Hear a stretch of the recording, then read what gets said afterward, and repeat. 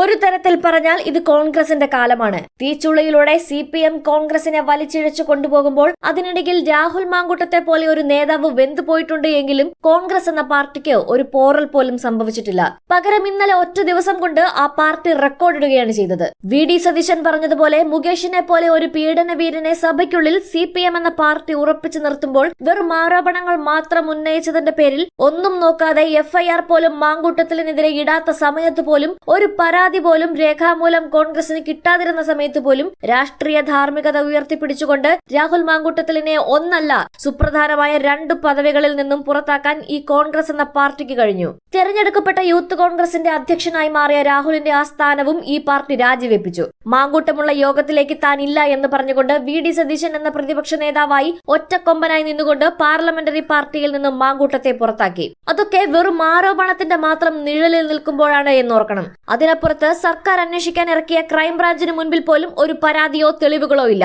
എന്നിട്ട് പോലും മുന്നും പിന്നും നോക്കാതെ കോൺഗ്രസ് ഒരു തീരുമാനം ഒറ്റക്കെട്ടായി ഇന്നലെ എടുത്തിട്ടുണ്ടെങ്കിൽ അതിനു പിന്നിൽ കോൺഗ്രസ് എന്ന പാർട്ടിയുടെ ശക്തി ഒന്നും മാത്രമാണ്. അവിടെ സകല മാധ്യമങ്ങളും എടുത്തുയർത്തി മുന്നോട്ട് വയ്ക്കുന്ന ഒരു നേതാവുണ്ട്. അതാണ് VD സതീശൻ. കടലിരമ്പി വന്നാലും ഞാൻ എന്റെ ബോധ്യത്തിൽ നിന്നും എടുത്ത തീരുമാനത്തിന് യാതൊരു മാറ്റവുമില്ല എന്ന് അറുത്തുമുറിച്ചു പറയാൻ കേരളത്തിന്റെ പ്രതിപക്ഷ നേതാവിനായി. സതീശന്റെ വാക്കുകളിലേക്ക്.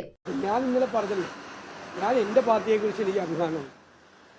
കാരണം ഇതുപോലത്തെ ഒരു ഗൗരവതരമായ കേസ് വന്നപ്പോൾ അത് രക്ഷപ്പെടുത്താൻ ശ്രമിക്കാതെ, കൊടപിടിച്ചു കൊടുക്കാൻ ശ്രമിക്കാതെ ഒരു പ്രസിഡന്റിന് പരാതി കിട്ടിയപ്പോൾ അത് അപ്പം തന്നെ പോലീസിലേക്ക് ഫോർവേഡ് ചെയ്യുന്നു ഒക്കെ ചെയ്യും.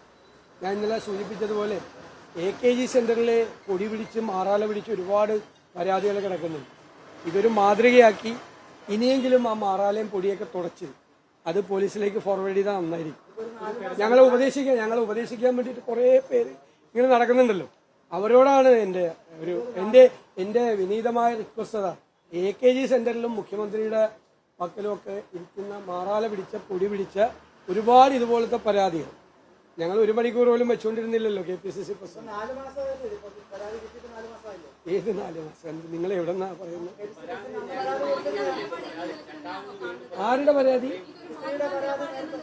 ആ ഒരു പരാതിയും കിട്ടിയിട്ടില്ല. ആർക്ക് 4 മാസം? ആര് പറഞ്ഞു? എനിക്കറിയില്ല. ഞങ്ങൾക്ക് ആർക്കും അറിയില്ല. അല്ലല്ല കേട്ടോ, വെറുതെ കൺഫ്യൂഷൻ ഉണ്ടാക്കണ്ട. ഞങ്ങൾക്ക് ആർക്കും അങ്ങനെ ഒരു പരാതിയും കിട്ടിയിട്ടില്ല. ഇനിയാന്നാണ് KPCC പ്രസിഡന്റിന്റെ കയ്യിൽ ഇങ്ങനെ ഒരു പരാതി കിട്ടുന്നത്. ഞങ്ങൾ സസ്പെൻഡ് ചെയ്യാൻ തീരുമാനം എടുക്കുമ്പോൾ ഞങ്ങളുടെ കയ്യിൽ ആരുടെയും കയ്യിലൊരു പരാതിയില്ല. ഇങ്ങനെ ഒരു ആരോപണം വന്നപ്പോൾ അതിന്റെ ശബ്ദരേഖ കേട്ടതിന് ശേഷമാണ് ഞങ്ങളുടെ ബോധ്യങ്ങളിൽ നിന്നും ഞങ്ങൾ നടപടിയെടുത്തത്. മനസ്സിലായില്ലേ? ഇപ്പോഴാണ് ആദ്യമായിട്ടൊരു പരാതി നേരിട്ട് വരുന്നത്. ആ പരാതി മണിക്കൂറുകൾക്കകം തന്നെ അത് DGPക്ക് ഫോർവേഡ് ചെയ്യും. പോലീസ് അതുമായി FIR എടുത്തപ്പോഴേക്കും ഞങ്ങൾ പാർട്ടിയിൽ നിന്ന് പുറത്താക്കി.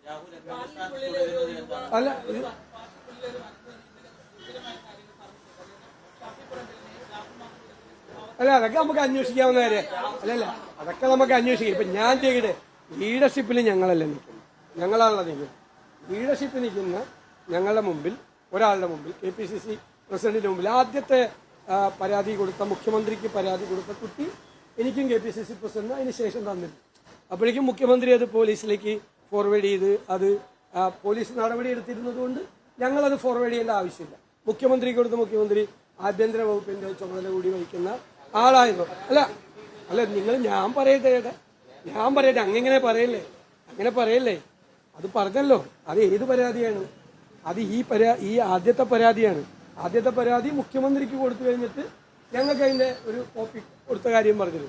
മുഖ്യമന്ത്രി അത് ഫോർവേഡ് ചെയ്ത് അവിടെ തന്നെ നടപടി സ്വീകരിച്ചല്ലോ. അതിന് രണ്ടാമത്തെ പരാതിയാണ് ഞങ്ങൾക്ക് വരുന്നത്. അതായത് KPCC പ്രസിഡന്റ്. നിങ്ങൾ എന്തിനാ ഇത്രയും ടെക്നിക്കലായിട്ട് പോകണം? അല്ലല്ല, അതൊക്കെ അദ്ദേഹം തീരുമാനിക്കണം. പാർട്ടിക്ക് ഒരു ബന്ധമില്ലല്ലോ, പാർട്ടിക്ക് പുറത്താണ് അദ്ദേഹം. അല്ല, പാർട്ടിയുടെ പുറത്തല്ല അദ്ദേഹം രാജിവെക്കാതിരിക്കും. അല്ലല്ല, നിങ്ങൾ പറഞ്ഞോട്ടെ, ഒന്നും അനുവദിക്കും. നിങ്ങൾ എല്ലാവരും കൂടി ചോദിച്ചാല. അദ്ദേഹം ഞങ്ങളുടെ പാർട്ടി ടിക്കറ്റിലാണ് ജയിച്ചത്. ആ പാർട്ടിയിൽ നിന്ന് അദ്ദേഹത്തെ പുറത്താക്കിയിരിക്കുകയാണ്. അത് രാജിവെക്കാതിരിക്കും എന്തുകൊണ്ട് ചെയ്യും? ഇനിയിപ്പോൾ ഇലക്ഷൻ 2-3 മാസമല്ല. എന്ത് തീരുമാനം എടുത്താലും നമുക്ക് യാതൊരു വിരോധമില്ല. ഞങ്ങളൊരു പാർട്ടി എന്നാണ് പറയുന്നത്. നമ്മുടെ രാജ്യത്ത് ഇതുപോലൊരു പാർട്ടി ഒരു തീരുമാനം നമ്മുടെ സംസ്ഥാനത്തും ഇതുപോലൊരു തീരുമാനം എടുത്തിട്ടില്ല. നിങ്ങൾ ആ തീരുമാനത്തെ ചില മാധ്യമങ്ങൾ അതിനെ അങ്ങോട്ട് സൈഡ് ലൈൻ ചെയ്തിട്ട് പിന്നെ ഇതിന്റെ സാങ്കേതികത്വം മറ്റൊക്കെ ചോദിക്കില്ല. ഈ സാങ്കേതികത്വം ഒന്നും ഒരു റേപ്പ് കേസിൽ പ്രതിയായിട്ടുള്ള ഒരു MLA LDFന്റെ കൂടെ CPM ഇരിക്കുമ്പോൾ അവിടെ പോയി ചോദിച്ചിട്ടില്ലല്ലോ നിങ്ങളാരും. ആരെങ്കിലും ചോദിച്ചോ?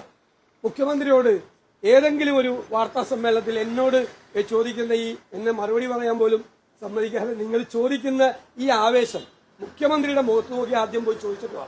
റേപ്പ് കേസിലെ പ്രതി MLA ആയിട്ട് അവിടെ ഇരിക്കുകയാണെന്നൊന്ന് ചോദിക്കുക, ഒന്ന് ചോദിച്ചിട്ട് വാ കേട്ടാ. അല്ലല്ല, ഞാൻ കേക്ക് ഇതും കൂടി നിങ്ങൾ കേൾക്കണമല്ലോ, ഇത് കേൾക്കണമല്ലോ. നിങ്ങൾ എത്ര കേസിലെ പ്രതികളായിട്ടുള്ള ആളുകൾ പാർട്ടി കോടതി തീരുമാനിച്ച് വേണമെങ്കിൽ നടപടി എടുക്കും. പാർട്ടിക്കകത്ത് ഓരത്തല്ല CPM എത്ര പേരുണ്ട് ഈ ജില്ല? നിങ്ങൾ ആലപ്പുഴ ജില്ലയിൽ നിന്നല്ലേ സംസാരിക്കുന്നത്? ഈ ആലപ്പുഴ ജില്ലയിലുണ്ടല്ലോ പാർട്ടിക്ക് പരാതി കിട്ടിയ കേസ്. പാർട്ടിക്ക് പരാതി, സ്ത്രീകൾ പരാതി കൊടുത്തിട്ട് ഏരിയ സെക്രട്ടറി സ്ഥാനത്ത് മാറ്റി. എന്നിട്ട് വീണ്ടും ഈ തെരഞ്ഞെടുപ്പിൽ സ്ഥാനാർത്ഥിയെ കേൾക്കുന്ന ആളുകളുണ്ടല്ലോ, ഇഷ്ടംപോലെ ആളുകൾ. അപ്പൊ ഇനി പിണറായി വിജയനെ കേരളത്തിലെ മുഖ്യമന്ത്രി കാണുമ്പോൾ നിങ്ങൾ ഇതൊക്കെ ഒന്ന് ചോദിക്കാൻ മറക്കരുത്. അല്ല, അങ്ങനെ പടക്കം കൂട്ടിക്കണില്ല. കാരണം എന്താ അറിയോ? കോൺഗ്രസ് ഇങ്ങനെയൊന്നും തീരുമാനിക്കുമെന്ന് അവരൊന്നും പ്രതീക്ഷിക്കില്ല. അവരാഗ്രഹിച്ചത് എന്താണ്? അവരാഗ്രഹിച്ചത്, ഞാൻ നിങ്ങളോട് പറയാമല്ലോ, അവരാഗ്രഹിച്ചത് ഇത് തെരഞ്ഞെടുപ്പ് അവസാനിക്കുന്നത് വരെ ഇത് എല്ലാ ദിവസവും ലൈവായിട്ട് നടക്കാം. അതിന്റെ ശബരിമലയുടെ കൊള്ള, സ്വർണ്ണക്കൊള്ള, അത് ചർച്ചയിൽ നിന്ന് ഒഴിവാക്കും. ഗവൺമെന്റിനെതിരായ ജനങ്ങളുടെ അതിശക്തമായ വികാരം അതിനെ സൈഡ് ലൈൻ ചെയ്യുക, എന്നിട്ട് കൊണ്ടുവരിക. ഇനി മുഖ്യമന്ത്രിയുടെ ഓഫീസിന് അറിയാമായിരുന്നല്ലോ പിറ്റേ ദിവസം രാവിലെ ഈ പരാതി കിട്ടുമെന്ന് അറിയാമായിരുന്നല്ലോ. മുഖ്യമന്ത്രിക്ക് ഈ ആളെ അറസ്റ്റ് ചെയ്യണമായിരുന്നു. മുഖ്യമന്ത്രിയുടെ ഓഫീസിലും പോലീസിലും ഈ ആളെ അറസ്റ്റ് ചെയ്യണമായിരുന്നെങ്കിൽ ഒരു പോലീസുകാരൻ വിചാരിച്ചാൽ മതിയായിരുന്നല്ലോ. ഒരു പോലീസുകാരൻ അറസ്റ്റ് ചെയ്യണമെങ്കിൽ കേട്ടോ, ഞാൻ പറഞ്ഞ കൂടി കേട്ടോ, മുഖ്യമന്ത്രിയുടെ ഓഫീസിൽ അറിയാമായിരുന്നു. അതൊന്ന് അന്വേഷിക്കും. മുഖ്യമന്ത്രിയുടെ ഓഫീസിന് അറിയാമായിരുന്നു ഈ പെൺകുട്ടി പരാതിയുമായി പിറ്റേ ദിവസം കഴിഞ്ഞു. മനസ്സിലായി? അല്ല, നിങ്ങള് അല്ല, സംരക്ഷണമല്ല ഞാൻ പറഞ്ഞത്. അവർക്ക് ഇതിന്റെ അകത്ത് അറസ്റ്റ് ചെയ്യണമെന്നോ കേസെടുക്കണമെന്നോ ഇതൊന്നും അല്ല അവരുടെ താല്പര്യം. അവരുടെ താല്പര്യം പൊളിറ്റിക്കലായി, അതായത് ഇത് ലൈവാക്കി ഇലക്ഷൻ വരെ നിർത്തി ഈ ശബരിമല കേൾക്കോ, ഞാൻ പറയുന്ന കേക്ക് ആദ്യം ചോദിക്കുമ്പോ ആദ്യം ഒരു മര്യാദ. ഒരാൾ വർത്താനം പറഞ്ഞുകൊണ്ടിരിക്കുമ്പോൾ ചോദിക്കില്ല, ഞാനിങ്ങനെ നിന്നൊന്നും ചോദിക്കില്ല കേട്ടാ. അല്ലല്ല, അങ്ങനെ ചോദിക്കില്ല, അങ്ങനെ ചോദിക്കാൻ പാടില്ല. ഞാൻ മറുപടി പറയാതെ ചോദിക്കാൻ ഇയാൾക്ക് ഒരു അവകാശമില്ല. അല്ലേ ഇവരൊക്കെ മിണ്ടാതെ നിൽക്കാനില്ല. അല്ലെ മിണ്ടാതെ നിൽക്കല്ലേ, മിണ്ടാതെ നിൽക്കേ. ഞാൻ സംസാരിക്കുന്നത് മിണ്ടാതെ ഇല്ല. ഇയാളിനെ ചോദിക്കണ്ട നിങ്ങൾ. അല്ലല്ല, അത് എന്ത് മര്യാദയുടെ കൈരളിയാണെന്നുകൊണ്ട് എന്ത് തോന്നിയാസമാണ്. ഞാൻ മറുപടി പറയുന്നതിന്റെ ഇടയിൽ ചോദിക്കാൻ പറ്റില്ല, അല്ലെ ഞാൻ പറയില്ല. അതൊക്കെ മുഖ്യമന്ത്രിയെ പറ്റി പറഞ്ഞപ്പോ കൈരളിക്കാരൻ ചോദിച്ചു. അതിനായിരുന്നു ഇതാണല്ലോ. അപ്പൊ ഇവർക്ക് അല്ലല്ലേ ഞാൻ പറഞ്ഞു, അവർക്ക് അറിയാമായിരുന്നു, പല ദിവസം അറിയാം, അവർക്ക് അറിയാമായിരുന്നു പരാതി വരും. എന്നിട്ട് ഒന്നും ചെയ്തില്ലല്ലോ. അപ്പൊ ഇത് ഇലക്ഷൻ വരെ ഇങ്ങനെ ലൈവാക്കി നിർത്തണം എന്നുള്ള ഒരു ആഗ്രഹം മാത്രമായിരുന്നു. ഇത്ര ധൃതി ഇതൊന്നും ഞാൻ ആ മുഖ്യമന്ത്രിയുടെ പത്രസമ്മേളനത്തിൽ കാണാറില്ലല്ലോ ഈ ആവശ്യം. ഞാനിങ്ങനെ നിന്ന് വരുന്നോണ്ടല്ലേ.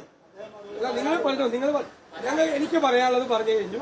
ഞങ്ങളുടെ പാർട്ടി ഗംഭീരമായ തീരുമാനം, എല്ലാ രാഷ്ട്രീയ പാർട്ടികൾക്കും മാതൃകയായിട്ടുള്ള തീരുമാനമാണ്. ഞങ്ങളെല്ലാം നിൽക്കുന്ന അഭിമാനത്തിലാണ് നിൽക്കുന്നത്.